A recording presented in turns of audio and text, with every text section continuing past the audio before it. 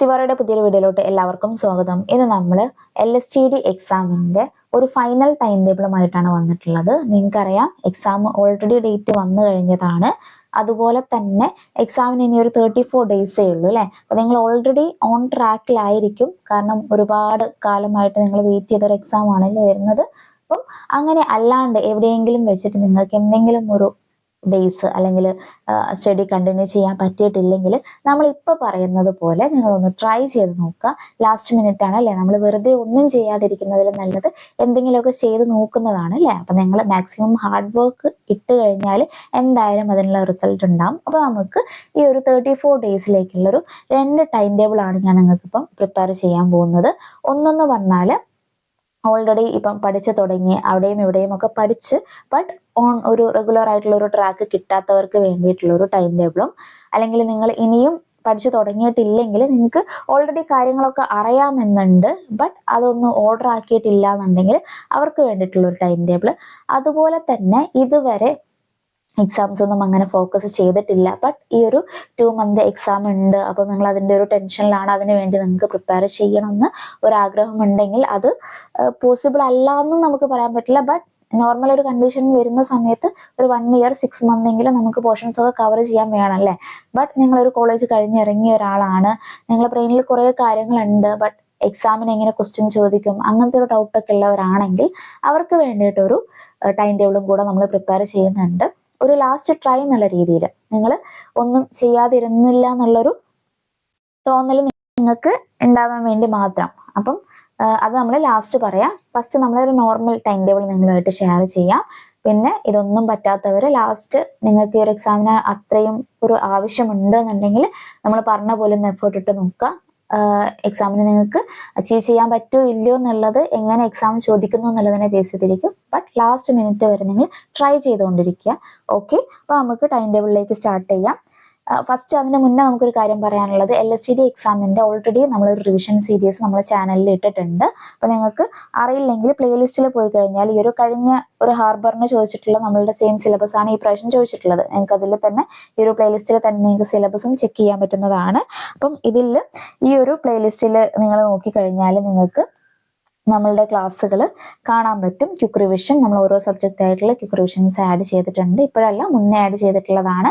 Okay, ഇത് പറയാനുള്ള കാരണം എന്ന് പറഞ്ഞാൽ LSTDൻ്റെ നമ്മൾ ക്വിക്ക് റിവിഷൻ സീരീസ് ഇപ്പം ചെയ്യുന്നില്ല, നമ്മൾ KWAൻ്റെത് ചെയ്യുന്നുണ്ട്. അപ്പോൾ നിങ്ങൾക്ക് ആവശ്യമുണ്ടെങ്കിൽ വെയിറ്റ് ചെയ്യുക. നമ്മൾ എന്തായാലും പെട്ടെന്ന് തന്നെ KWAൻ്റെ റിവിഷൻ സ്റ്റാർട്ട് ചെയ്യുന്നതാണ്.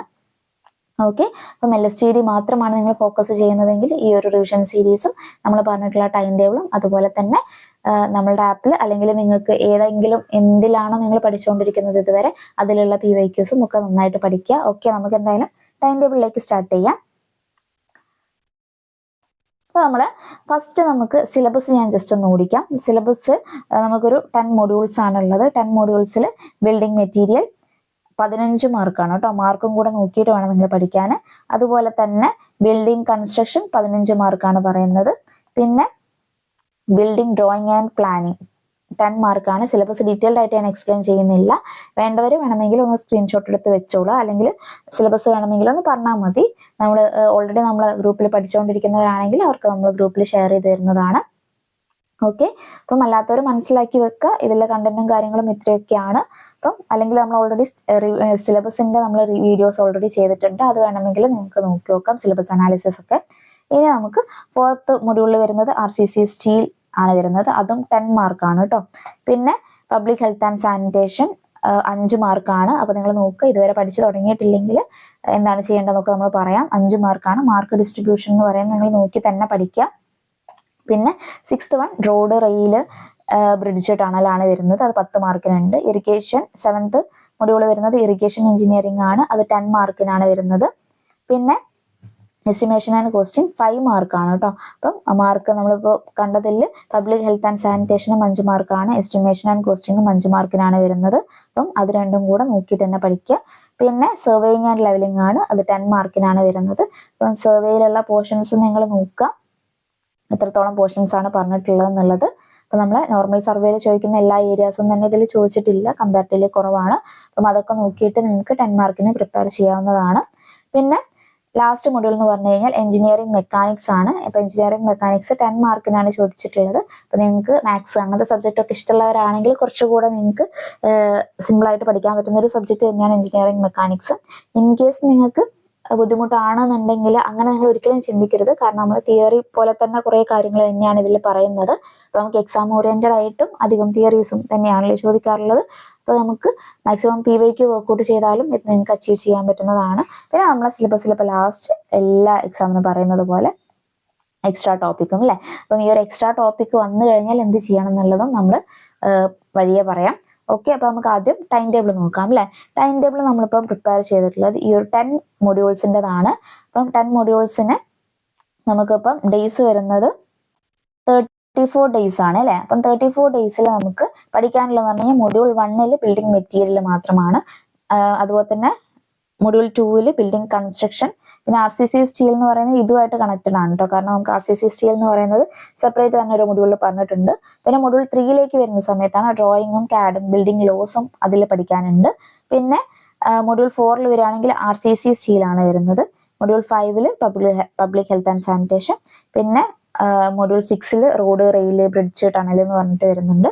പിന്നെ module 7 irrigation, module 8 estimation, module 9 surveying, module 10 engineering mechanics. അപ്പം ഇത്രയും കാര്യങ്ങളാണ് നമുക്ക് ഒറ്റ സ്ട്രെച്ചിൽ പഠിക്കാനുള്ളത് ഈ ഒരു എക്സാമിനേക്ക്. ഇനി നമുക്ക് ടൈം ടേബിൾ സ്റ്റാർട്ട് ചെയ്താലാം.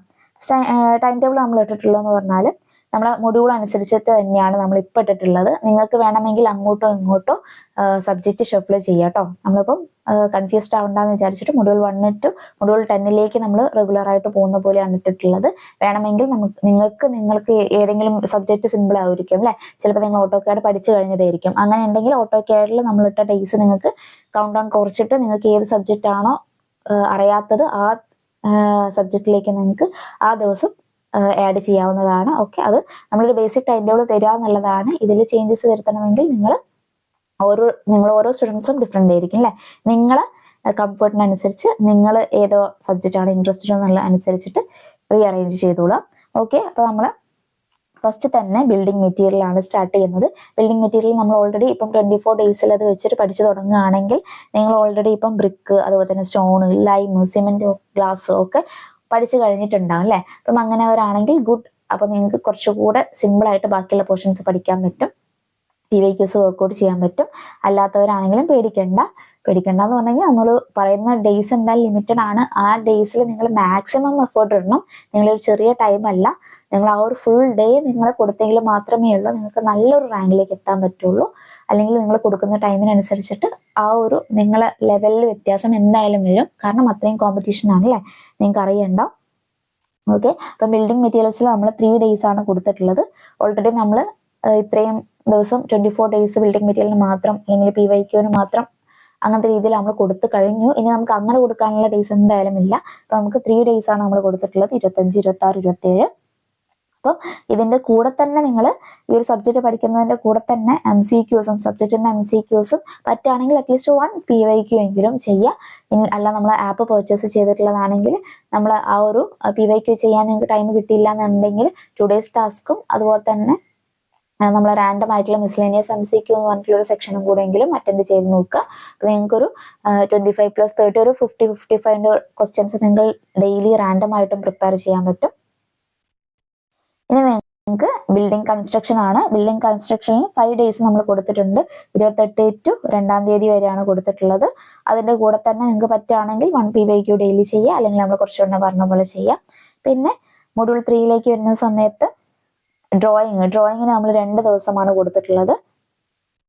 അതായത് നമ്മൾ മൊഡ്യൂൾ 3 നമ്മൾ സ്പ്ലിറ്റ് ചെയ്തിട്ടാണ് ഈ ഒരു ടൈം ടേബിൾ ഇട്ടിട്ടുള്ളത്. ഡ്രോയിങ്ങിന് മാത്രം നമുക്ക് 2 ഡേയ്സ് ആണ്, 3-4 എന്ന് പറഞ്ഞിട്ട്. അതിൻ്റെ കൂടെ നിങ്ങൾ PYQസും അതുപോലെ തന്നെ സബ്ജക്റ്റ് MCQസും കൂടെ ചെയ്യുക. പിന്നെ CAD ആണ് നമ്മൾ നെക്സ്റ്റ് ഡേ കൊടുത്തിട്ടുള്ളത്. CAD ഒരു ദിവസത്തിനുള്ളിൽ നിങ്ങൾ മാക്സിമം കംപ്ലീറ്റ് ചെയ്യാൻ നോക്കുക. അതിൻ്റെ കൂടെ അതിൻ്റെ സബ്ജക്റ്റ് MCQസും അതുപോലെ PYQ പറ്റുകയാണെങ്കിൽ ചെയ്യുക, അല്ലെങ്കിൽ നമ്മൾ കുറച്ചുകൂടെ പറഞ്ഞ പോലെ ചെയ്യുക. CAD ഒക്കെ നമുക്ക് അത്രയും കുറച്ച് ഏരിയ മാത്രമേ വരുന്നുള്ളൂ. നിങ്ങൾ ഓൾറെഡി പ്രിപ്പയർ ചെയ്തവരാണെങ്കിൽ നിങ്ങൾക്ക് ഒരു റിവിഷൻ മാത്രമേ ആവശ്യം വരുന്നുള്ളൂ അല്ലേ. അങ്ങനെയാണെങ്കിൽ നിങ്ങൾ റിവിഷൻ കഴിഞ്ഞിട്ട് മാക്സിമം CADന്റെ PYQs വർക്കൗട്ട് ചെയ്യുക. അതിൻ്റെ കൂടെ മാക്സിമം PYQs കിട്ടുന്ന ടൈമിലൊക്കെ PYQs മാക്സിമം നിങ്ങൾ ഇൻക്ലൂഡ് ചെയ്യാൻ ശ്രമിക്കുക. പിന്നെ നമ്മൾ ഈ ഒരു മൊഡ്യൂൾ 3 തന്നെ ബിൽഡിംഗ് ലോ ആണ്, അതും 1 ഡേ ആണ് കൊടുത്തിട്ടുള്ളത്. CAD പോലെ തന്നെ നിങ്ങൾക്ക് കുറച്ച് ടൈം കൊണ്ട് ക്രാക്ക് ചെയ്യാൻ പറ്റുന്ന കാര്യങ്ങൾ തന്നെയാണ് ബിൽഡിംഗ് ലോയിലും ഉള്ളത്. ഓക്കെ, സിലബസിൽ പറഞ്ഞിട്ടുള്ള പോലെ കാര്യങ്ങൾ കുറച്ചുകൂടെ നോക്കിയിട്ട് പഠിക്കാം. പിന്നെ നിങ്ങൾക്ക് ബാലൻസ് ടൈം ഉണ്ടെങ്കിൽ ഈ പറഞ്ഞ സബ്ജക്റ്റിലൊക്കെ ഏതെങ്കിലും പോർഷനിൽ നിങ്ങൾക്ക് ഡൗട്ട് ഉണ്ട്, നിങ്ങൾ പഠിക്കാതെ മാറ്റി വെച്ചിട്ടുണ്ട് എന്നൊക്കെ ഉണ്ടെങ്കിൽ അങ്ങനെയുള്ള ടൈമും കാര്യങ്ങളൊന്നും നമുക്കില്ല. ബട്ട് എങ്കിലും നിങ്ങൾ ഏതെങ്കിലും ഒരു ഇമ്പോർട്ടൻ്റ് പോയിന്റ് മിസ്സാക്കിയെന്നുണ്ടെങ്കിൽ അല്ലെങ്കിൽ ഏതെങ്കിലും ഒരു PYQ ചെയ്യുന്ന സമയത്ത് നിങ്ങൾ ഈ ഒരു ഏരിയയിലേക്ക് തീരെ ടച്ച് ചെയ്തില്ല എന്നൊക്കെ തോന്നുകയാണെങ്കിൽ അത് ഈ ഒരു റിവിഷൻ എന്നുള്ള പോലെ ബാലൻസിലൊരു ബിൽഡിംഗ് വെയിലോ പഠിച്ചു കഴിഞ്ഞിട്ട് നിങ്ങൾക്ക് ടൈം ഉണ്ടെങ്കിൽ ഒന്ന് റിവിഷൻ ആക്കിയിട്ട് ചെയ്യാം. അല്ലെങ്കിൽ നിങ്ങൾക്ക് പറ്റുകയാണെങ്കിൽ ഓരോ സബ്ജക്റ്റ് നമ്മൾ പെട്ട പോലെ ഡേ സ്റ്റാർട്ട് ചെയ്യുന്നതിന് മുന്നേ ഒരു ഹാഫ് അവർ നിങ്ങൾ ഒരു അരമണിക്കൂർ നിങ്ങൾ മുന്നേ ഉള്ള സബ്ജക്റ്റ് തലേ ദിവസം പഠിച്ച സബ്ജക്റ്റ് ഒന്ന് ജസ്റ്റ് റിവൈസ് ചെയ്യുക. അല്ലെങ്കിൽ ഒന്ന് നിങ്ങൾ റോങ് ആയിട്ടുള്ള ആൻസേഴ്സ് ഉണ്ടെങ്കിൽ അതിലൂടെ ഒന്ന് കണ്ണോടിച്ച് പോയിട്ട് നെക്സ്റ്റ് സബ്ജക്റ്റിലേക്ക് പോവുകയാണെങ്കിൽ നിങ്ങളുടെ ബ്രെയിൻ കുറച്ചുകൂടെ ഷാർപ്പ് ആവും അല്ലേ. ഓക്കെ, പിന്നെ നമ്മൾ നെക്സ്റ്റ് പോകുന്നത് അടുത്ത മൊഡ്യൂളിലേക്കാണ്, മൊഡ്യൂൾ 4ലേക്ക് നമ്മൾ RCCയും അതുപോലെ തന്നെ സ്റ്റീലുമാണ് അല്ലേ വരുന്നത്. RCCയും സ്റ്റീലും നമ്മൾ 2 days ആയിട്ടാണ് സ്പ്ലിറ്റ് ചെയ്തിട്ടുള്ളത്. RCCക്ക് മാത്രം നമ്മൾ 2 ദിവസം കൊടുത്തിട്ടുണ്ട്. അപ്പോൾ നിങ്ങൾ ഇതുവരെ RCC ടച്ച് ചെയ്തിട്ടില്ലാത്തവരാണെങ്കിൽ എന്തായാലും ഈ ഒരു 2 ദിവസം വെച്ചിട്ട് നിങ്ങൾ പഠിച്ചു നോക്കുക. സിമ്പിൾ ആയിട്ടുള്ള കാര്യങ്ങൾ മാത്രമേ RCCയിൽ നമുക്ക് പഠിക്കാനുള്ളൂ. RCC എന്ന് പറഞ്ഞ് കേൾക്കുമ്പോൾ നിങ്ങൾക്ക് അങ്ങനെ പേടിയുള്ളവരുണ്ടെങ്കിൽ സിമ്പിൾ ആയിട്ടുള്ള കാര്യങ്ങൾ മാത്രമേ ഉള്ളൂ. നിങ്ങൾ ബിൽഡിംഗ് മെറ്റീരിയൽ, ബിൽഡിംഗ് കൺസ്ട്രക്ഷൻ ഒക്കെ പഠിച്ചിട്ടുള്ള പോലെ കാര്യങ്ങൾ നിങ്ങൾക്ക് കണക്ട് ചെയ്ത് പഠിക്കാൻ പറ്റുന്ന കാര്യങ്ങൾ മാത്രമേ RCCയിലും വരുന്നുള്ളൂ. പിന്നെ സ്റ്റീലിലേക്ക് വരികയാണെങ്കിൽ സ്റ്റീൽ സെയിം കുറച്ച് കാര്യങ്ങൾ മാത്രമാണ് നമുക്ക് സ്റ്റീലിലും എക്സാം ഓറിയന്റഡ് ആയിട്ട് പഠിക്കാനുള്ളത്. അപ്പം അതൊന്നും നിങ്ങൾ നോക്കുക. പിന്നെ നമ്മൾ നെക്സ്റ്റ് പറയുന്നത് പബ്ലിക് ഹെൽത്ത് ആൻഡ് സാനിറ്റേഷൻ ആണ്, മൊഡ്യൂൾ 5 അല്ലേ. മൊഡ്യൂൾ 5ന് നമ്മൾ 1 day ആണ് കൊടുത്തിട്ടുള്ളത്. കാരണം എന്ന് പറഞ്ഞു കഴിഞ്ഞാൽ അതിനൊരു 5 മാർക്കാണ് കൊടുത്തിട്ടുള്ളത്. നിങ്ങൾ നമ്മളൊരിക്കലും പറയില്ല സ്കിപ്പ് ചെയ്യണമെന്ന്, അത് നിങ്ങളെ ഇഷ്ടം. പക്ഷെ റാങ്ക് നോക്കിയിട്ട് മാർക്ക് നോക്കിയിട്ട് നിങ്ങൾ പഠിക്കാം. അതുപോലെ ഇതൊന്ന് ജസ്റ്റ് ഒന്ന് ഓടിച്ചിട്ട് നോക്കിയിട്ട് ബാക്കി സബ്ജക്റ്റിൽ കൂടുതൽ കോൺസെൻട്രേറ്റ് ചെയ്യുകയാണെങ്കിൽ അതും നമ്മൾ എക്സാമിന് ക്വസ്റ്റ്യൻ വരുന്ന പോലെ ഉണ്ടാവും. ബട്ട് ഇതിൽ നമ്മൾ സിലബസ് പ്രകാരം കറക്റ്റ് വരികയാണെങ്കിൽ 5 മാർക്കാണ് നമുക്ക് കൊടുത്തിട്ടുള്ളത്. അപ്പം നിങ്ങൾ എന്താണ് നിങ്ങളെ യുക്തിക്കനുസരിച്ചിട്ടുള്ളത് അതുപോലെ കാര്യങ്ങൾ ചെയ്ത് നോക്കുക. നമ്മൾ ജസ്റ്റ് ഇങ്ങനെ പറയുന്നേ ഉള്ളൂ. നിങ്ങൾ അതെങ്ങനെ സ്മാർട്ടായിട്ട് വർക്ക് ചെയ്യുന്നു എന്നുള്ളതിനനുസരിച്ചിരിക്കും നിങ്ങളെ മാർക്കിന്റെ ലെവൽ അല്ലേ. കാരണം നിങ്ങളെപ്പോലെ നിങ്ങൾ ഒരാളല്ല, ഒരുപാട് ആൾക്കാർ ഈ ഒരു വീഡിയോ കാണുന്നുണ്ട്. അതിൽ ഓരോരുത്തരുടെ ബ്രെയിനും വർക്ക് ചെയ്യുന്നത് ഓരോ മെത്തേഡിലായിരിക്കും. അപ്പം അത് നിങ്ങൾ ആലോചിക്കാം. ഓക്കെ, ഇനി നമുക്ക് നെക്സ്റ്റ് മൊഡ്യൂളിലേക്ക് പറയാനുള്ളത് മൊഡ്യൂൾ 6 ആണ്. അതിൽ റോഡ്, റെയിൽ, ബ്രിഡ്ജ് ആൻഡ് ടണലാണ് വരുന്നത്. മൊഡ്യൂൾ 6നെ നമ്മൾ വീണ്ടും സ്പ്ലിറ്റ് ചെയ്തിട്ടാണ് ഒരു 2 daysലേക്കാണ്, 2 എന്ന് പറഞ്ഞു കഴിഞ്ഞാൽ ടോട്ടൽ 4 daysലേക്ക് 2 സ്പ്ലിറ്റ് ആയിട്ടാണ് ഇട്ടിട്ടുള്ളത്. അതിൽ നിങ്ങൾക്ക് റോഡും 2 daysലേക്ക് റോഡാണ് ഇട്ടിട്ടുള്ളത്. റോഡിന്റെ കൂടെ നിങ്ങൾക്ക് ബ്രിഡ്ജും വേണമെങ്കിൽ മിക്സ് ചെയ്തിട്ട് പഠിക്കാം കേട്ടോ. അപ്പം റോഡും ബ്രിഡ്ജും നിങ്ങൾക്ക് വേണമെങ്കിൽ മിക്സ് ചെയ്തിട്ട് പഠിക്കാം. അല്ലെങ്കിൽ റെയിലും ടണലും ബ്രിഡ്ജും മിക്സ് ചെയ്തിട്ട് പഠിക്കാം. അപ്പം ടണലിലും ബ്രിഡ്ജിലും ഒക്കെ റിപ്പീറ്റഡ് ക്വസ്റ്റ്യൻസ് ആയിട്ടുള്ള കുറച്ച് കാര്യങ്ങൾ മാത്രമേ നിങ്ങൾക്ക് നോക്കാനുണ്ടാവുള്ളൂ. പിന്നെ നിങ്ങൾക്ക് കുറച്ചുകൂടെ പഠിക്കാനുണ്ടാവുക റോഡും റെയിലും തന്നെയായിരിക്കും. ഓക്കെ, അപ്പം നമ്മൾ അതിന് 2 കൂടെ 4 days ആണ് കൊടുത്തിട്ടുള്ളത്. അപ്പം ജൂലൈ 14 ആയി അല്ലേ. പിന്നെ നമ്മൾ നെക്സ്റ്റ് മൊഡ്യൂളിലേക്ക് കിടക്കുകയാണ്, ഇറിഗേഷൻ. 10 മാർക്കിനാണ് നമ്മളെ സിലബസിലുള്ളത്. 7th മൊഡ്യൂളാണ് അല്ലേ. ഇറിഗേഷൻ നമ്മൾ 3 days ആണ് കൊടുത്തിട്ടുള്ളത്. 3 daysൽ നിങ്ങൾ ഇറിഗേഷൻ പഠിക്കുക. നീറ്റായിട്ട് സിമ്പിൾ ആയിട്ടുള്ള ഒരു സബ്ജക്റ്റ് ആണ്. നമ്മൾ സിവിൽ എഞ്ചിനീയറിംഗിലെ സബ്ജക്റ്റ് തന്നെ നമുക്ക് എല്ലാം കണക്ട് ചെയ്ത് പഠിക്കാൻ പറ്റുന്ന സബ്ജക്റ്റ് ആണ് അല്ലേ. അതുപോലെ തന്നെ ഇറിഗേഷൻ നിങ്ങൾ കണക്ട് ചെയ്ത് തന്നെ പഠിക്കുക, കൺസെപ്റ്റ് മനസ്സിലാക്കി പഠിക്കുക. അപ്പോൾ നിങ്ങൾക്ക് സിമ്പിൾ ആയിട്ട് തന്നെ എത്രത്തോളം സിമ്പിൾ ആണ് ഓരോ സബ്ജക്റ്റ് എന്നുള്ളത് മനസ്സിലാവും. അതുപോലെ നിങ്ങൾ പറയാനുള്ളത് ഈ വീഡിയോ നിങ്ങൾ പറ്റുകയാണെങ്കിൽ കംപ്ലീറ്റ് ഒന്ന് കാണുക. നിങ്ങൾ ഇരുന്ന് സ്ലോ ആയിട്ട് കാണണമെന്ന് പറയില്ല. സ്പീഡിൽ ഇട്ടിട്ടാണെങ്കിൽ 1.5 അല്ലെങ്കിൽ 2x ഇട്ടിട്ടാണെങ്കിലും കാണുക. നമ്മൾ പറയുന്ന കാര്യങ്ങളൊക്കെ നിങ്ങൾക്ക് യൂസ്ഫുൾ ആയിട്ടുള്ളതായിരിക്കും. മിസ് ചെയ്യരുത്. കാരണം എല്ലാം കണ്ട് എല്ലാം മനസ്സിലാക്കി പഠിച്ചിട്ടുള്ളവർ കൂടെയാണ് നിങ്ങൾ കോമ്പറ്റീറ്റ് ചെയ്യാൻ പോകുന്നത്. ഓക്കെ, ഇനി നമുക്ക് ഇറിഗേഷനെ കുറിച്ച് പറയുകയാണെങ്കിൽ നമ്മൾ 3 days ആണ് പറയുന്നത്. 3 daysൽ നിങ്ങൾ മാക്സിമം കാര്യങ്ങൾ പ്രിപ്പയർ ചെയ്യുക. ഇറിഗേഷൻ MCQs വർക്ക്ഔട്ട് ചെയ്യുക, PYQs മിസ് ചെയ്യാതെ വർക്ക്ഔട്ട് ചെയ്യുക. പിന്നെ നമ്മൾ നോക്കുന്നത് മൊഡ്യൂൾ 8 ആണ്, എസ്റ്റിമേഷൻ ആൻഡ് കോസ്റ്റിംഗ്. എസ്റ്റിമേഷൻ നമ്മൾ 2 days ആണ് കൊടുത്തിട്ടുള്ളത്. അതിന്റെ കൂടെ തന്നെ നിങ്ങൾ PYQs വർക്ക്ഔട്ട് ചെയ്യുക. അതുപോലെ തന്നെ എസ്റ്റിമേഷന്റെ MCQs വർക്ക്ഔട്ട് ചെയ്ത് നോക്കുക. പിന്നെ നമുക്ക് മൊഡ്യൂൾ 9ലേക്ക് പോകുന്ന സമയത്ത് സർവേയിങ് ആണ്. സർവേയിങ്ങിന് 10 മാർക്കിനാണ് നമ്മൾ മൊഡ്യൂളിൽ പറഞ്ഞിട്ടുള്ളത്. 3 days തന്നെയാണ് നമ്മൾ സർവേയിങ്ങിൽ കൊടുത്തിട്ടുള്ളത്.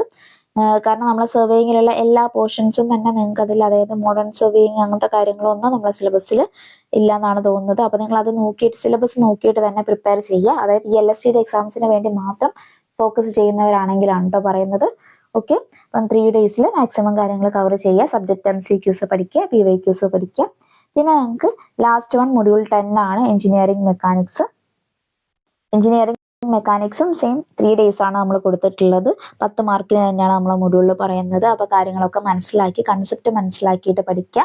അതുപോലെ തന്നെ നിങ്ങൾ ഈ പഠിച്ചു പോകുന്നതിന് കൂടെ നമ്മൾ MCQs വർക്ക്ഔട്ട് ചെയ്യണമെന്ന് പറയുന്നതിൻ്റെ റീസൺ നിങ്ങൾക്ക് അറിയില്ലെങ്കിൽ ഞാൻ പറഞ്ഞു തരാം. കാരണം നിങ്ങൾ പഠിക്കുന്ന സമയത്ത് നിങ്ങൾക്ക് എല്ലാം അറിയാമെന്നുള്ളൊരു രീതി ഉണ്ടാവും അല്ലേ.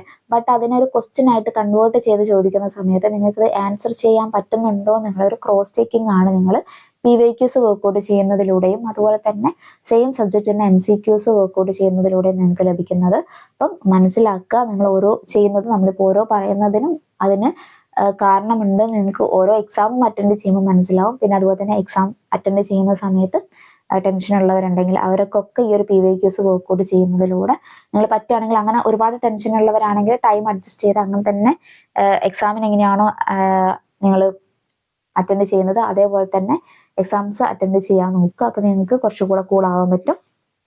ഇനി നമുക്ക് ഇതിൻ്റെ ഒരു ഫൈനൽ ഡേയ്സ് അല്ലേ, ഫൈനൽ ഡേയ്സിലേക്ക് പോകുന്ന സമയത്ത് ലാസ്റ്റ് 25, 26, 27, 28 അല്ലേ. അപ്പം നിങ്ങൾ ഇത്രയും ദിവസങ്ങളിൽ എന്താണ് ചെയ്യുന്നതെന്ന് പറഞ്ഞാൽ, നമ്മളിപ്പോൾ പഠിച്ച കാര്യങ്ങൾ നിങ്ങൾക്ക് എന്തെങ്കിലും നമ്മളിപ്പോൾ പറഞ്ഞ സബ്ജക്റ്റിലൊക്കെ ഏതെങ്കിലും ഒന്ന് വിട്ടുപോയിട്ടുണ്ടെങ്കിൽ, ഞാനിപ്പം ഇവിടെ നിങ്ങൾക്ക് ഇട്ടിട്ടുള്ളത് ജൂൺ 25 ആണെങ്കിൽ, സോറി ഇത് ജൂലൈ ആയിട്ട് നിങ്ങൾ കാണാം. ഓക്കെ, ജൂലൈ 25, 26, 27, 28 ആണെങ്കിൽ നിങ്ങൾ ഫസ്റ്റ് 25-ന് building material, building construction, RCC, steel, PYQs, മൊത്തത്തിൽ PYQs വർക്ക്ഔട്ട് ചെയ്യുകയാണെങ്കിലും ഓക്കെ. അതായത് ഈ ഒരു 4 ദിവസം നിങ്ങൾ PYQ മാത്രം വർക്ക്ഔട്ട് ചെയ്യുകയാണെങ്കിലും ഓക്കെ ആണ്. അങ്ങനെ അല്ലാന്നുണ്ടെങ്കിൽ ചില ആളുകൾക്ക് ഉണ്ടാവില്ല എക്സാമിൻ്റെ തലേന്ന് പഠിച്ച കാര്യങ്ങളൊക്കെ ഒന്ന് ഓർഡർ ആക്കിയിട്ട് ഒന്ന് ക്വിക്കായിട്ടൊന്ന് റിവൈസ് ചെയ്ത് വെക്കണം എന്നുണ്ടെങ്കിൽ ഇങ്ങനെ ഇതേ രീതിയിൽ നിങ്ങൾ സ്പീഡായിട്ടൊന്ന് ക്വിക്ക് റിവൈസ് ചെയ്യുക. അപ്പം നിങ്ങൾക്ക് കുറച്ചുകൂടെ കാര്യങ്ങൾ മൈൻഡിൽ ഓർഡർ ആയിട്ട് നിൽക്കാൻ ഇത് ഹെൽപ്പ് ചെയ്യും. അപ്പം നിങ്ങൾക്ക് ഈ ഒരു ഇത്രയും കാര്യങ്ങൾ നമ്മൾ പറഞ്ഞു കഴിഞ്ഞു. അപ്പം നിങ്ങൾക്ക് ഇത് എല്ലാ ടൈം ടേബിളും നിങ്ങൾക്ക് യൂസ്ഫുൾ ആയി എന്ന് വിചാരിക്കുന്നു. നമ്മൾ ഇനി ഇതുവരെ പ്രിപ്പയർ ചെയ്ത് തുടങ്ങാത്തവർക്ക് വേണ്ടിയിട്ടുള്ളത് നമ്മൾ എന്തായാലും ഇനി ഷെയർ ചെയ്യാൻ പോകുന്നേ ഉള്ളൂ. ഓക്കെ, അപ്പോൾ അതിൻ്റെ മുന്നേ നിങ്ങൾക്ക് ഈ ഒരു സബ്ജക്റ്റിൻ്റെ ഒക്കെ സ്റ്റഡി മെറ്റീരിയൽസ്, PYQs, MCQs ഒന്നും നിങ്ങളുടെ ഇല്ല എന്നുണ്ടെങ്കിൽ നമ്മൾ ഓൾറെഡി ഒരു ആപ്പ് ലോഞ്ച് ചെയ്തിട്ടുണ്ട്. സക്സസ് ആയിട്ട് റണ്ണിങ് ആണ്. ഒരുപാട് നല്ല റിവ്യൂസ് ഉണ്ട്. ഓക്കെ, അപ്പം നിങ്ങൾക്ക് ആവശ്യമുണ്ടെങ്കിൽ നമ്മൾ ആ ആപ്പ് നിങ്ങൾക്കൊന്ന് ഇൻട്രൊഡ്യൂസ് ചെയ്യാം. സിവോറ എന്നാണ് ആപ്പിൻ്റെ പേര്. ഓൾറെഡി നമ്മളിപ്പോൾ പറഞ്ഞ എല്ലാ കാര്യങ്ങളും ക്ലാസ് നമ്മൾ ഓൾറെഡി യൂട്യൂബിലൂടെ മാത്രമേ പ്രൊവൈഡ് ചെയ്യുന്നുള്ളൂ. ബട്ട് ക്ലാസ്സുകളല്ലാതെ നിങ്ങൾക്ക് പ്രീവിയസ് ഇയർ ക്വസ്റ്റ്യൻസ് 2005 മുതൽ 2026 വരെയുള്ള PYQs നമ്മൾ ഇതിൽ ആഡ് ചെയ്തിട്ടുണ്ട്. ഇയർ വൈസ് തന്നെയാണ് നിങ്ങൾക്ക് വർക്ക്ഔട്ട് ചെയ്യാൻ പറ്റും. പിന്നെ അതുപോലെ തന്നെ subject vice notes, subject vice detailed ആയിട്ടുള്ള നോട്ടും, അതുപോലെ നമ്മളിപ്പോൾ പറഞ്ഞ പോലെ നമ്മളിപ്പോൾ ലാസ്റ്റ് ഒരു ക്യുക്ക് റിവിഷൻ എന്നുള്ള രീതിയിൽ പറഞ്ഞു അല്ലേ. അപ്പം ആ ഒരു ക്യുക്ക് റിവിഷന് നിങ്ങൾക്ക് നോട്ട് കംപ്ലീറ്റ് എടുത്ത് നോക്കി റിവൈസ് ചെയ്യേണ്ട ആവശ്യമില്ല. നിങ്ങൾ ക്യുക്ക് ആയിട്ടുള്ള നോട്ട്സ് ഒന്നും എഴുതി വെച്ചിട്ടില്ല എന്നുണ്ടെങ്കിൽ, ഷോർട്ട് നോട്ട്സ് ഒന്നും എഴുതി വെച്ചിട്ടില്ല എന്നുണ്ടെങ്കിൽ കൂടെ നമ്മളെ ആപ്പിൽ ക്യുക്ക് റിവിഷൻ എന്നുള്ളൊരു സെക്ഷൻ നിങ്ങൾക്ക് അവൈലബിൾ ആണ്. ആ ഒരു ക്യുക്ക് റിവിഷനിൽ പോയി കഴിഞ്ഞാൽ നിങ്ങൾ ഓരോ സബ്ജക്റ്റിൻ്റെയും ക്യുക്കായിട്ട് നിങ്ങൾക്ക് റിവൈസ് ചെയ്യാൻ അത് ഹെൽപ്ഫുൾ ആവും.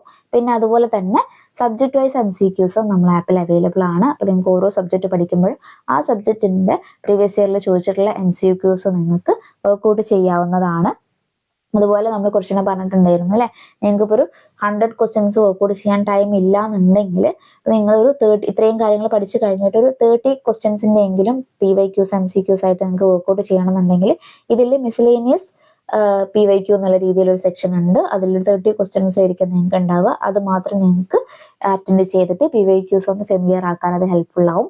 പിന്നെ അതുപോലെ തന്നെ സിലബസ് എന്ന് പറഞ്ഞിട്ടുള്ള ഒരു സെക്ഷൻ ഉണ്ട്. സിലബസിൽ ഇതുവരെ ചോദിച്ചിട്ടുള്ള, ഇപ്പം നിങ്ങൾക്ക് ഈ നമ്മൾ തന്നിട്ടുള്ള LSTDന്റെ സിലബസ് അടക്കമുള്ളത് അതിൽ ആഡ് ചെയ്തിട്ടുണ്ട്. ഓൾറെഡി നിങ്ങൾക്ക് നോക്കിയാൽ PSC പ്രിപ്പയർ ചെയ്യുന്നവരാണെങ്കിൽ അറിയണ്ട, കുറച്ചായിട്ട് ഓൾറെഡി തന്നിട്ടുള്ള സിലബസ് തന്നെയാണ് PSC. നമ്മൾ ആ ഒരു ഏതാണ് കാറ്റഗറി ഒക്കെ മാറ്റിയിട്ട് സെയിം സിലബസ് തന്നെയാണ് വരുന്നത്. അപ്പോൾ നിങ്ങൾക്ക് ആ ഒരു സിലബസിന്റെ സെക്ഷനിൽ നോക്കിക്കഴിഞ്ഞാൽ ഓരോ എക്സാമിനും മുന്നേ ചോദിച്ചിട്ടുള്ള സിലബസും ഈ എക്സാമിന്റെ സിലബസും നിങ്ങൾക്ക് അവിടെ കാണാവുന്നതാണ്. ഇത് കൂടാതെ നിങ്ങളിപ്പം ടുഡേയ്സ് ടാസ്ക് എന്ന് പറഞ്ഞിട്ടുള്ള ഒരു സെക്ഷൻ ഉണ്ട്. അതിൽ നിങ്ങൾക്ക് നിങ്ങളുടെ ലെവൽ എവിടെയാണെന്ന് മനസ്സിലാക്കാൻ പറ്റും. അതിൽ ഓൾറെഡി കോമ്പറ്റീറ്റേഴ്സ് കുറേ ആൾക്കാരുണ്ട്. അപ്പോൾ അവരുടെ കൂടെ കോമ്പറ്റീറ്റ് ചെയ്തിട്ട് നിങ്ങൾ ഏത് ലെവലിലാണ് എത്തിയിട്ടുള്ളതെന്ന് നിങ്ങൾക്ക് ടുഡേയ്സ് ടാസ്ക് അറ്റൻഡ് ചെയ്യുന്നതിലൂടെ മനസ്സിലാകും. അതുപോലെ തന്നെ നിങ്ങൾ പ്രീവിയസ് ഇയർ ക്വസ്റ്റ്യൻസ് വർക്ക്ഔട്ട് ചെയ്യുകയാണെങ്കിൽ നിങ്ങൾ അതിൽ ഗ്രോ ചെയ്യുന്നുണ്ടോ എന്ന് മനസ്സിലാക്കാൻ പ്രീവിയസ് ഇയർ ക്വസ്റ്റ്യൻസിന് മാത്രമായിട്ടൊരു സെപ്പറേറ്റ് ലീഡർ ബോർഡും നമ്മൾ കൊടുത്തിട്ടുണ്ട്. അപ്പം ടുഡേയ്സ് ടാസ്കിന്റെ ലീഡർ ബോർഡും പ്രീവിയസ് ഇയർ ക്വസ്റ്റ്യന്റെ ലീഡർ ബോർഡും നിങ്ങൾ മൊത്തത്തിൽ എങ്ങനെയാണ്, നല്ല രീതിയിലാണോ ഗ്രോത്ത് എന്നുള്ളത് മനസ്സിലാക്കാൻ നിങ്ങൾക്ക് ഹെൽപ്ഫുൾ ആവും. പിന്നെ അത് കൂടാതെ നിങ്ങൾക്ക് ഒരു സബ്ജക്റ്റ് ഓറിയന്റഡ് ആയിട്ട് ഇപ്പം ലൈം എന്നുള്ളൊരു പോർഷന്റെ മാത്രമാണ് നിങ്ങൾക്ക് ക്വസ്റ്റ്യൻസ് നോക്കണമെങ്കിൽ ഇതിൽ സെർച്ച് ഓപ്ഷൻ ഉണ്ട്. നിങ്ങൾക്ക് അതിൽ ലൈം എന്ന് പറഞ്ഞിട്ട് സെർച്ച് ചെയ്ത് കഴിഞ്ഞാൽ നിങ്ങൾക്ക് ലൈം റിലേറ്റ് ചെയ്തിട്ട് പി വൈ ക്യൂസ് മുന്നേ എക്സാംസിന് ചോദിച്ചിട്ടുള്ള എല്ലാ ക്വസ്റ്റ്യൻസും നിങ്ങൾക്ക് അവിടെ കാണാൻ പറ്റും. അപ്പം ഇൻ കേസ് എന്തെങ്കിലും ഡൗട്ട് ഉണ്ടെങ്കിൽ നിങ്ങൾക്ക് അതിൽ ക്ലിയർ ചെയ്യാൻ പറ്റും. പിന്നെ നിങ്ങൾക്ക് ഇതൊന്നും കൂടാതെ നിങ്ങൾക്ക് എന്തെങ്കിലും ബുദ്ധിമുട്ടോ കാര്യങ്ങളോ തോന്നുകയാണെങ്കിൽ, നിങ്ങൾക്ക് എന്തെങ്കിലും ഡൗട്ട് ഉണ്ടെങ്കിൽ നമുക്ക് ഓൾറെഡി കമ്മ്യൂണിറ്റി സപ്പോർട്ട് ഉണ്ട്. ഓൾറെഡി നമുക്കൊരു ഗ്രൂപ്പ് ഉണ്ട്. അതിൽ നമ്മൾ കറക്റ്റ് നിങ്ങൾ റിമൈൻഡർ എന്നുള്ള രീതിയിൽ നമ്മൾ ഒരു ഗ്രൂപ്പ് റൺ ചെയ്യുന്നുണ്ട്. അത് കൂടാതെ നിങ്ങൾക്ക് ഗ്രൂപ്പിൽ മെസ്സേജ് അയക്കാൻ ബുദ്ധിമുട്ടുള്ളവരാണെങ്കിൽ ആ ഒരു നമ്പറിൽ, ഇവിടെ നമ്മൾ കാണിച്ചിട്ടുള്ള നമ്പറിൽ പേഴ്സണലി നിങ്ങൾക്ക് മെസ്സേജ് അയച്ചു കഴിഞ്ഞാൽ നമ്മൾ എന്തായാലും മെന്റർ സപ്പോർട്ട് നിങ്ങൾക്ക് ലഭിക്കുന്നതാണ്. ഓക്കെ, അപ്പം ഇത്രയാണ് നമ്മൾ ആപ്പിനെ കുറിച്ച് പറയാനുള്ളത്. പിന്നെ അതുപോലെ തന്നെ പ്ലാനും കാര്യങ്ങളൊക്കെ നിങ്ങൾ നോക്കുക. ട്രയൽ പ്ലാൻ നിങ്ങൾക്ക് 19 റുപ്പീസ് എടുത്തിട്ട് നിങ്ങൾക്ക് ആപ്പിൽ എങ്ങനെയാണ് എന്നുള്ളത് നിങ്ങൾക്കൊരു ട്രയൽ പ്ലാൻ 1 ഡേ ആണ് വരുന്നത്. അത് വെച്ചിട്ട് നിങ്ങൾക്ക് വർക്ക്ഔട്ട് ചെയ്ത് നോക്കാവുന്നതാണ്. നമ്മളിപ്പോൾ പറയുന്ന കാര്യങ്ങൾ ഒക്കെ നിങ്ങൾക്ക് ഡൗട്ട് ഉണ്ടാവും അല്ലേ? എന്തായാലും പുതിയതായിട്ടുള്ള ഒരു ആപ്പാണ്. അപ്പോൾ നിങ്ങൾ റൺ ചെയ്ത് നോക്കാവുന്നതാണ്. നമ്മൾ ആപ്പ് ഓൾറെഡി ഇപ്പം വർക്ക് ചെയ്യുന്നവരാണെങ്കിലും ഗവൺമെന്റ് ജോബ്സിൽ വർക്ക് ചെയ്യുന്നവരാണെങ്കിലും വരെ പർച്ചേസ് ചെയ്തിട്ട് അത് അവർ ഹയർ പ്രിപ്പറേഷന് വേണ്ടിയിട്ട് പ്രിപ്പയർ ചെയ്യുന്നവർ വരെ നോക്കിയിട്ട് ഇതുവരെ നമുക്ക് വന്നിട്ടുള്ളതൊക്കെ പോസിറ്റീവ് റിവ്യൂസ് തന്നെയാണ്. അപ്പോൾ നിങ്ങൾ നോക്കുക, നമ്മൾ പറയുന്ന അനുസരിച്ചിട്ടുള്ള 19 ട്രയൽ പ്ലാൻ നോക്കിക്കഴിഞ്ഞാൽ നിങ്ങൾക്ക് മനസ്സിലാവുന്നതാണ്. ഓക്കെ, പിന്നെ 3 മന്ത് 1 മന്ത് അതുപോലെ 6 മന്ത് 1 ഇയർ എന്നുള്ള രീതിയിലുള്ള പ്ലാൻസ് അവൈലബിൾ ആണ്. നിങ്ങൾ നോക്കുക. ഇപ്പം നിങ്ങൾക്ക് ഇതിൽ സ്ക്രീനിൽ തന്നെ കാണാൻ പറ്റും നമ്മളെ പ്ലാനിന്റെ ഡീറ്റെയിൽസ് ഒക്കെ. പിന്നെ അതുപോലെ തന്നെ യൂട്യൂബ് ചാനലിനെ കുറിച്ചൊക്കെ നിങ്ങൾക്ക് ഓൾറെഡി അറിയാണ്ടാവുമല്ലോ.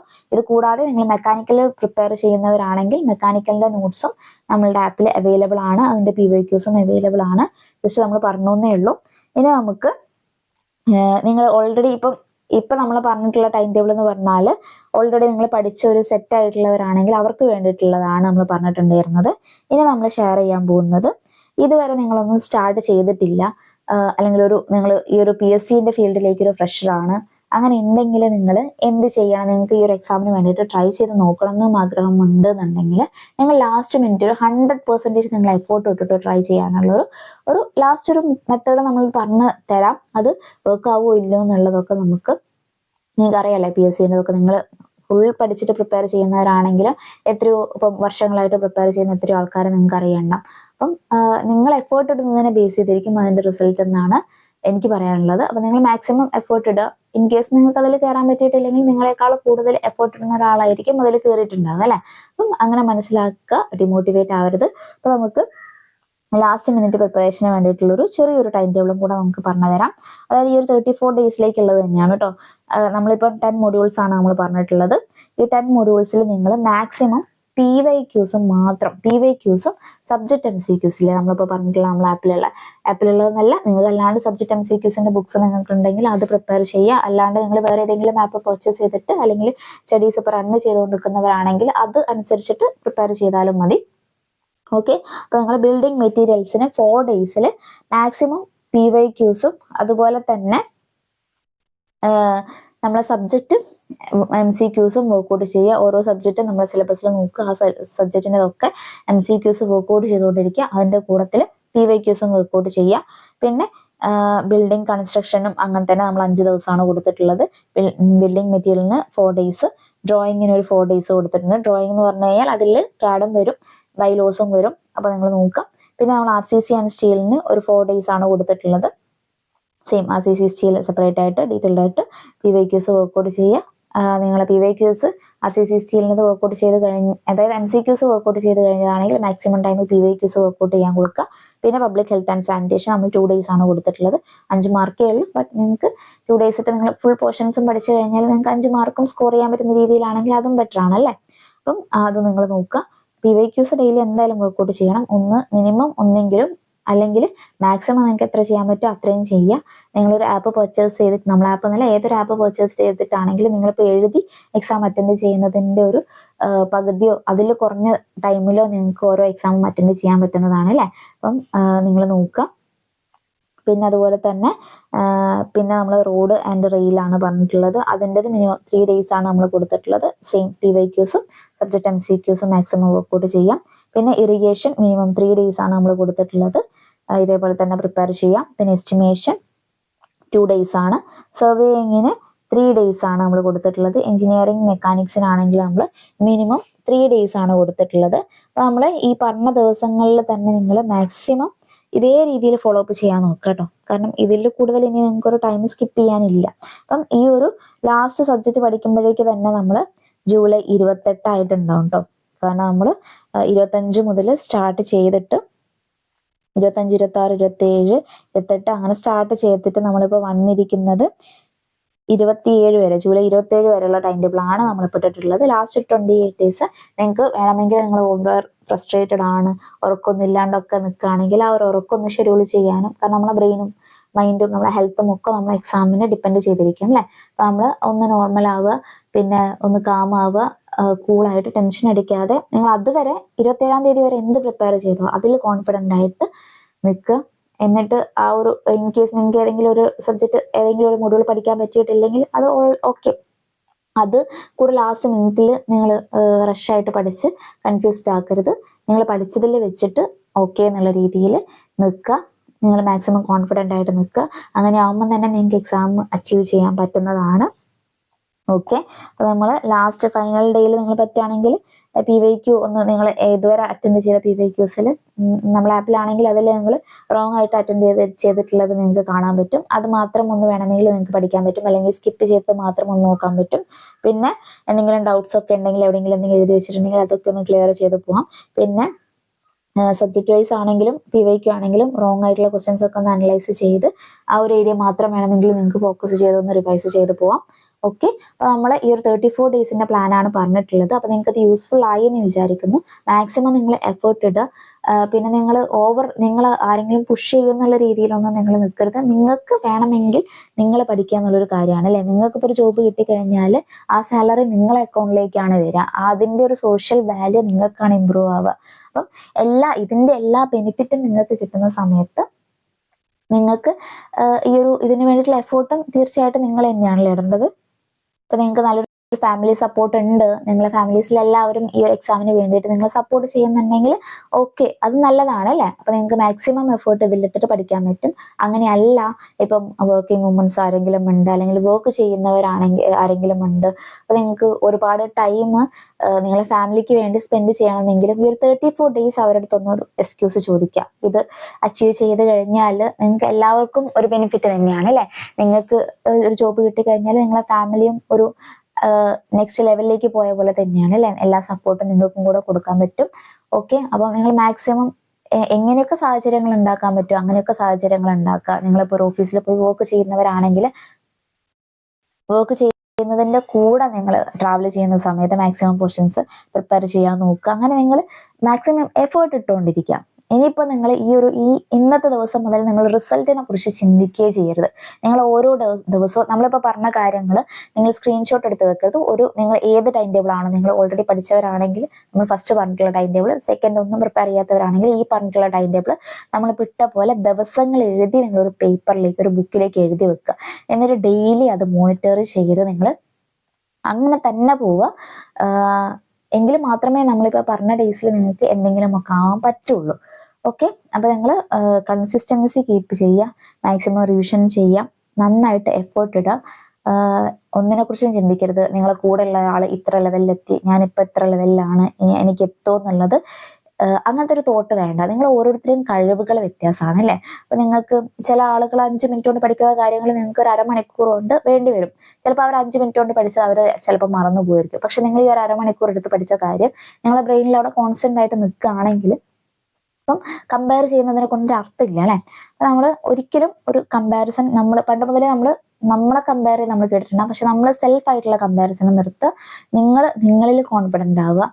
നിങ്ങൾക്ക് പറ്റുന്നുള്ളത് ഡെയിലി ഡെയിലി നിങ്ങൾ സെൽഫായിട്ട് മോട്ടിവേറ്റ് ചെയ്തുകൊണ്ടിരിക്കുക. എപ്പോഴും നമ്മൾ മോട്ടിവേറ്റ് ചെയ്യാൻ പുറത്തുനിന്ന് ഒരാൾ വന്നോളന്നില്ല അല്ലെ. അപ്പം നിങ്ങൾക്ക് വരുന്ന നെഗറ്റീവ്സ്, നിങ്ങൾക്കുള്ള ഇൻസൾട്ട്സ്, നിങ്ങൾക്ക് എന്തൊക്കെയാണോ നിങ്ങൾക്ക് ഫേസ് ചെയ്യുന്ന ഇഷ്യൂസ്, അതൊക്കെ നിങ്ങളൊരു മോട്ടിവേഷനായിട്ട് എടുക്കുക. എന്നിട്ട് നിങ്ങൾ ലൈഫിലേക്ക് ഏത് രീതിയിലാണെങ്കിലും ഡ്രീം അച്ചീവ് ചെയ്യാൻ നോക്കുക. എന്തായാലും നിങ്ങൾ അതിനു വേണ്ടി എഫേർട്ട് ഇട്ട് കഴിഞ്ഞാൽ ഇന്നല്ലെങ്കിൽ നാളെ നിങ്ങൾക്ക് അതിനുള്ള റിസൾട്ട് ഉണ്ടാകും. ഓക്കെ, അതൊരു ഷുവർ ആയിട്ടുള്ള കാര്യമാണ്. അപ്പം നിങ്ങൾ എല്ലാവരും നന്നായിട്ട് പ്രിപ്പയർ ചെയ്യുന്നുണ്ടെന്ന് വിചാരിക്കുന്നു. പ്രിപ്പയർ ചെയ്തിട്ടില്ലെങ്കിൽ ഇന്ന് മുതൽ നിങ്ങൾ സ്റ്റാർട്ട് ചെയ്യുക. നിങ്ങൾക്ക് എന്തായാലും ഡ്രീം അച്ചീവ് ചെയ്യാൻ പറ്റും. പിന്നെ അതുപോലെ തന്നെ LSTD എക്സാംസ് ആണെങ്കിൽ നിങ്ങൾക്ക് കോമ്പറ്റീറ്റ് ചെയ്യുന്നത് ഓൾറെഡി സ്റ്റേറ്റ് വൈഡ് ആയിട്ടും അല്ലല്ലേ വരുന്നത്, ഡിസ്ട്രിക്റ്റ് ആയിട്ട് വരുന്നത് കൊണ്ട് മേ ബി നിങ്ങൾ എഫേർട്ട് ഇടുന്നതിന് നിങ്ങൾ അത്രയും എഫേർട്ട് ഉണ്ട് എന്നുണ്ടെങ്കിൽ ചിലപ്പോൾ നിങ്ങൾ അപ്ലൈ ചെയ്തിട്ടുള്ള ആ ഒരു സ്ഥലത്ത്, ആ ഒരു ഡിസ്ട്രിക്റ്റിൽ നിങ്ങളുമായിട്ട് കോമ്പറ്റീറ്റ് ചെയ്യാൻ പറ്റിയ ഒരാളില്ലെങ്കിലോ നിങ്ങൾക്ക് നല്ലൊരു റാങ്ക് അച്ചീവ് ചെയ്യാൻ പറ്റില്ലേ. അപ്പൊ നിങ്ങൾ അങ്ങനെ ചിന്തിക്കുക. അങ്ങനെ ഒന്നും ചിന്തിച്ചില്ലെങ്കിൽ നിങ്ങളെ കൊണ്ട് പറ്റും. ഞാൻ എഫേർട്ട് ഇടുന്നുണ്ട്, റിസൾട്ട് എന്തോ ആവട്ടെ, ഞാൻ എഫേർട്ട് ഇടുന്നുണ്ട്, ഇത് എനിക്ക് വേണ്ടി എഫേർട്ട് ഇടുന്നതാണ്, ഇതിന്റെ റിസൾട്ടിനെ കുറിച്ച് ഞാൻ ചിന്തിക്കില്ല എന്ന് തന്നെ നിങ്ങളെ മൈൻഡിന് പ്രിപ്പയർ ചെയ്ത് പഠിച്ചുകൊണ്ടിരിക്കുക. എന്ത് നെഗറ്റീവ്സ് വന്നാലും ഇന്നിപ്പോൾ ഒരു കുറച്ച് മാർക്ക് കുറഞ്ഞിട്ടുണ്ടെങ്കിൽ ഇന്ന് നിങ്ങൾ ഇത്രയും ശരിയായല്ലോ. അപ്പം നിങ്ങൾ സെൽഫ് മോട്ടിവേറ്റ് ചെയ്യാം. ഒരു ഡ്രീം ഉണ്ടല്ലേ നിങ്ങൾക്ക് അച്ചീവ് ചെയ്യാൻ, ആ ഒരു ഡ്രീം, ആ ഒരു ഗോൾ പറ്റുകയാണെങ്കിൽ നിങ്ങൾ സ്റ്റാറ്റസ് ആക്കി വെക്കുക. അത് നിങ്ങൾ ഡെയിലി എടുത്ത് നോക്കുക. അല്ലെങ്കിൽ നിങ്ങൾ ആ ഒരു ബുക്കിന്റെ ഫ്രണ്ട് പേജിൽ എഴുതി വെക്കുക അല്ലെ. നിങ്ങൾ ആ ഒരു എക്സാം ഓറിയന്റഡ് എക്സാം കിട്ടിക്കഴിഞ്ഞാൽ നിങ്ങളെ ഡ്രീം എന്താണെന്നുള്ളത്. ചിലപ്പോൾ നിങ്ങൾക്ക് ഒരു നല്ല ഡ്രസ്സ് വേണമെന്നായിരിക്കും, ചിലപ്പോൾ നിങ്ങളെ അമ്മയ്ക്ക് അച്ഛനും നല്ലൊരു ഡ്രസ്സ് വാങ്ങിക്കൊടുക്കണം, അല്ലെങ്കിൽ നിങ്ങൾക്ക് വീട് വെക്കണം എന്നായിരിക്കും, അല്ലെങ്കിൽ നിങ്ങളെ ഫാമിലിനെ സപ്പോർട്ട് ചെയ്യണം എന്നായിരിക്കും, അല്ലെങ്കിൽ കുട്ടികളെ നല്ലൊരു സ്കൂളിൽ പഠിപ്പിക്കണം എന്നായിരിക്കും, അല്ലെങ്കിൽ വൈഫിനെയും കുട്ടികളെ നല്ല രീതിയിൽ സേഫായിട്ട് നല്ല രീതിയിൽ നോക്കണം എന്നായിരിക്കും. അങ്ങനെ അല്ലെങ്കിൽ ഒരു സോഷ്യൽ വാല്യൂ ഇമ്പ്രൂവ് ചെയ്യണം എന്നായിരിക്കും. നിങ്ങൾ ഓരോരുത്തർക്കും എക്സാമിന് വേണ്ടി പഠിക്കുന്നതിന് ഓരോ ഡ്രീം ഉണ്ടാവും അല്ലെ. നിങ്ങൾ ആ ഒരു ഡ്രീം നിങ്ങൾ വേറെ ആരും കാണാതെ നിങ്ങൾ മാത്രം എഴുതി വെക്കുക. എന്നിട്ട് ഡെയിലി ആ ഒരു ഡ്രീം നോക്കുക. അപ്പൊ നിങ്ങൾക്ക് പഠിക്കാനുള്ള മോട്ടിവേഷൻ അതിൽ നിന്ന് തന്നെ കിട്ടും അല്ലെ. ഓക്കെ, അപ്പം എല്ലാവരും നന്നായിട്ട് പ്രിപ്പയർ ചെയ്യുന്നുണ്ടെന്ന് വിചാരിക്കുന്നു. എല്ലാവർക്കും all the best. Thank you.